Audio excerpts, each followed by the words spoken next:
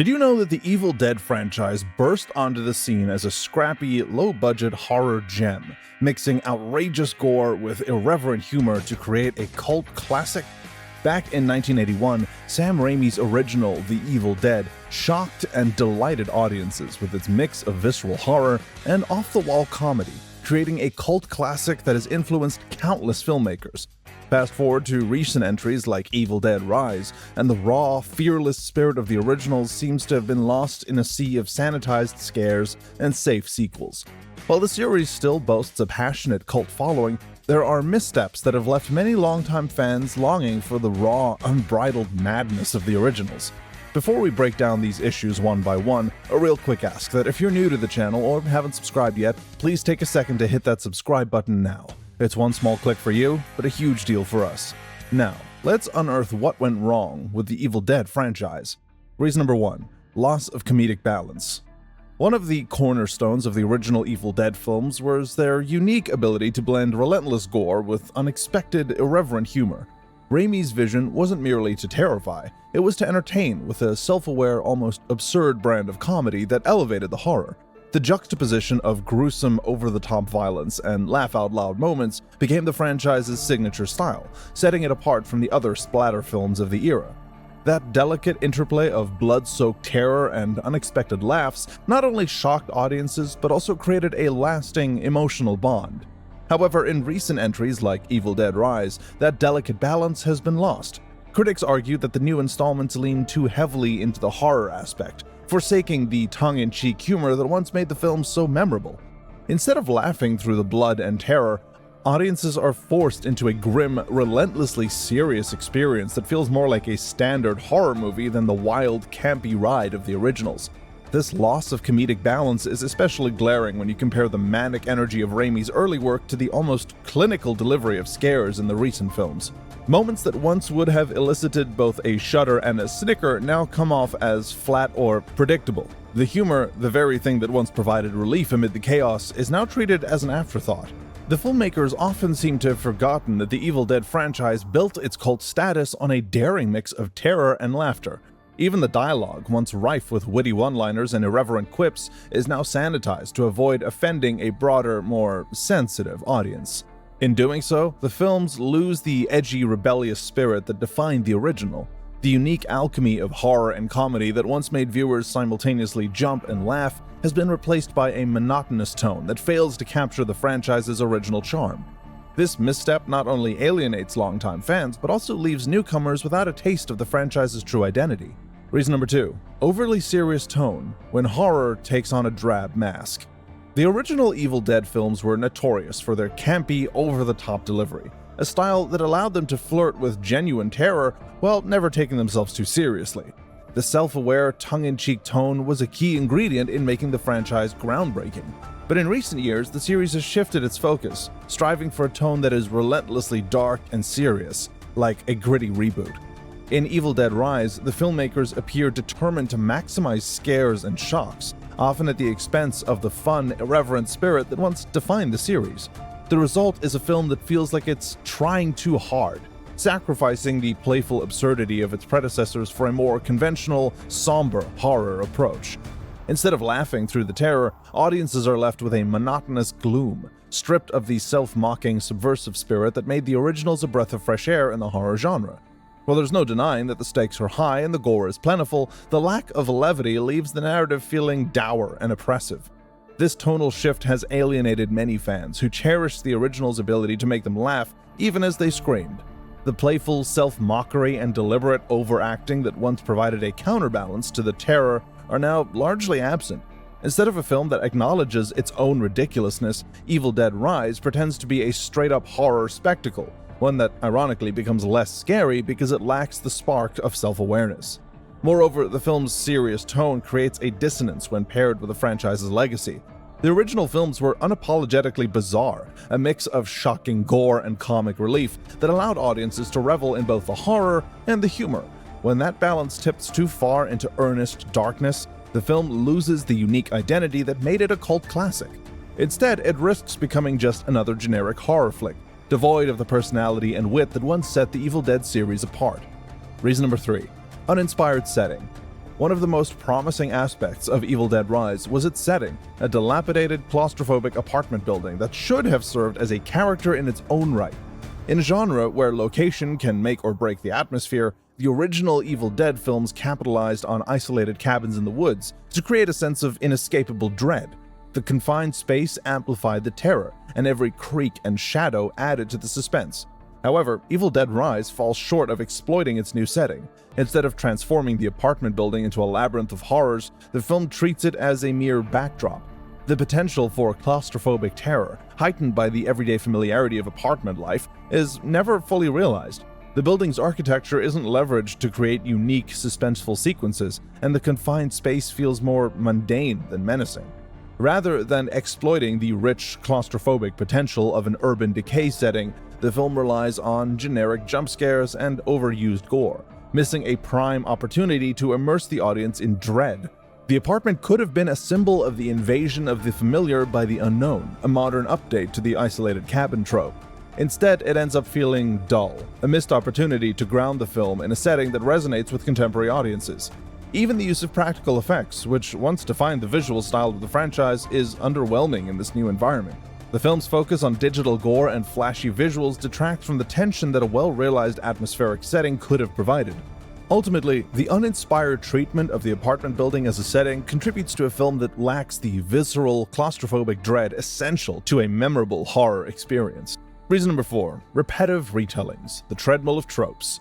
A significant flaw in the later entries of the Evil Dead franchise is its tendency to rehash the same story over and over and over and over again. The original film was groundbreaking because it presented a fresh, innovative narrative, a group of friends, a cursed book, and an escalating descent into chaos that was both horrifying and hilariously absurd. Yet as the franchise continued, each installment began to feel like a diluted retelling of the last, recycling familiar beats without adding any real innovation. The franchise feels trapped on a narrative treadmill, recycling the same formula of a group of friends, a cursed book, and over-the-top confrontations. What once was a shocking descent into madness has become predictably pre-programmed, leaving fans with a stale, uninspired retelling. This repetitive storytelling is compounded by the fact that each new film seems to retell the origin story in a slightly altered form, almost as if the franchise can't decide whether to start fresh or stick to what made it iconic. The unique blend of horror and humor that once defined the original is diluted by constant rehashing, leaving little room for character growth or new thematic exploration. Every time a familiar sequence or event unfolds, it's clear that nothing truly original is being added to the narrative. The result is a franchise that, despite its cult following, struggles to evolve beyond its initial premise.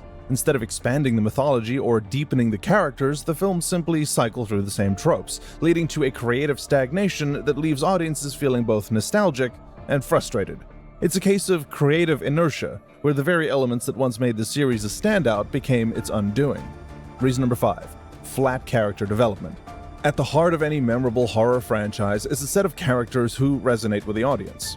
The early Evil Dead films, with their ragtag band of friends and the unforgettable everyman hero Ash Williams, struck a perfect balance between humor, vulnerability, and fierce determination.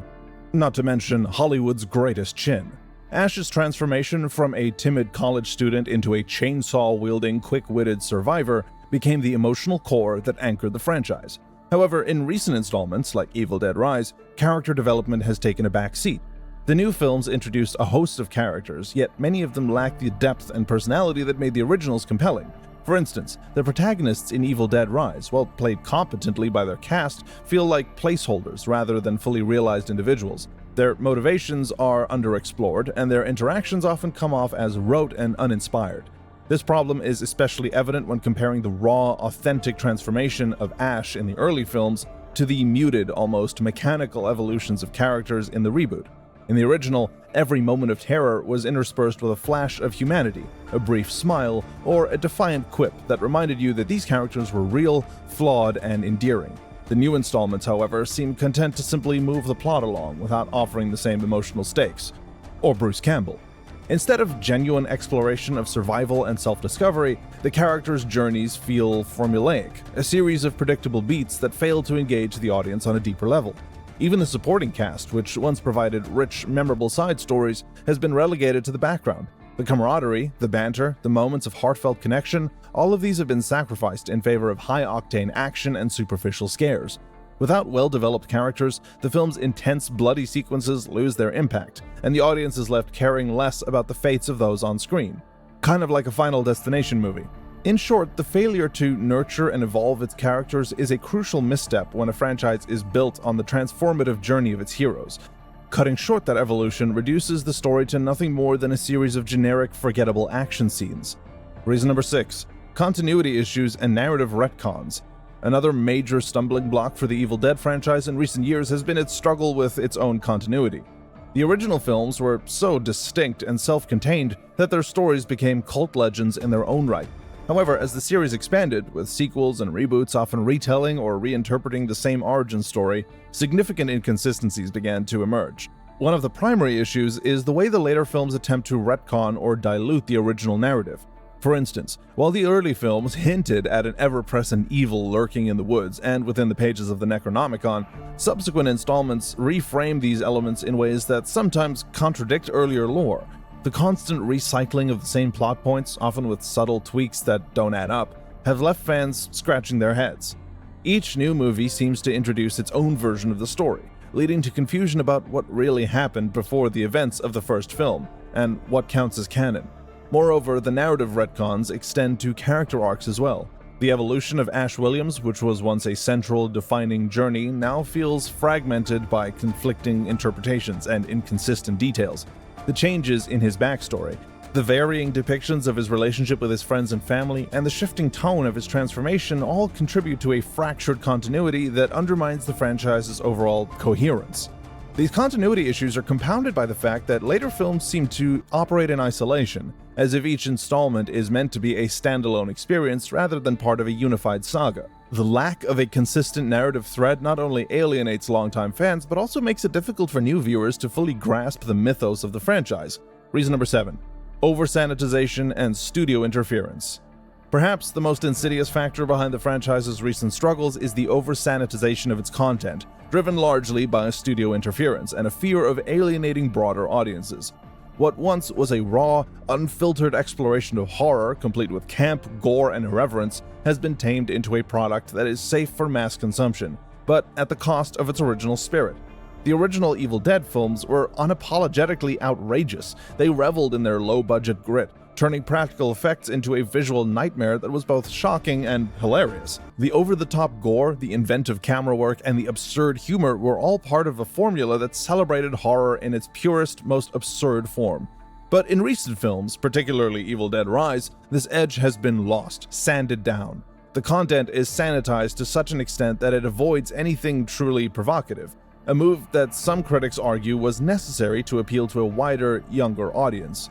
This cautious approach is a clear result of studio pressure. With a franchise that once thrived on pushing boundaries and embracing its cult status, the new installments seem to have been reined in by corporate mandates. The result is a film that lacks the boldness and originality of its predecessors, a movie that plays it safe, and in doing so, loses the raw intensity that once defined it.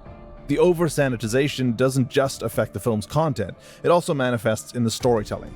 Scenes that should be shocking or hilariously absurd are played down, and the tension that once came from the unpredictability of the horror is replaced by a predictable, formulaic narrative. The studio's interference is evident in every measured detail, from the toned-down violence to the carefully curated dialogue that avoids any real controversy.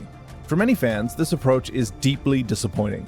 The Evil Dead franchise has always been about embracing the extremes, the gut-wrenching terror and the riotous laughter that came from seeing the unthinkable unfold on screen. When you dilute that mix to please a corporate audience, you end up with a product that feels bland and lifeless, a stark contrast to the visceral, unapologetic experience of the originals. The Evil Dead franchise is a roller coaster of creativity and missteps, a series that rose from the underground with a unique blend of horror and humor, only to falter when it lost sight of its own identity. Yet even as critics and fans lament what went wrong, there remains a nostalgic love for the originals, a yearning for that raw, gritty, and unapologetically outrageous brand of horror. The key takeaway is that true innovation in horror lies in embracing both the gore and the laughter, the terror and the absurdity, in equal measure. But that's just our opinion. What do you think went wrong with the Evil Dead franchise? And can it ever truly recapture the spirit of its origins? Let us know your thoughts in the comments below, and don't forget to subscribe for more deep dives into Hollywood's most iconic and controversial films. This video was made by movie fans, for movie fans.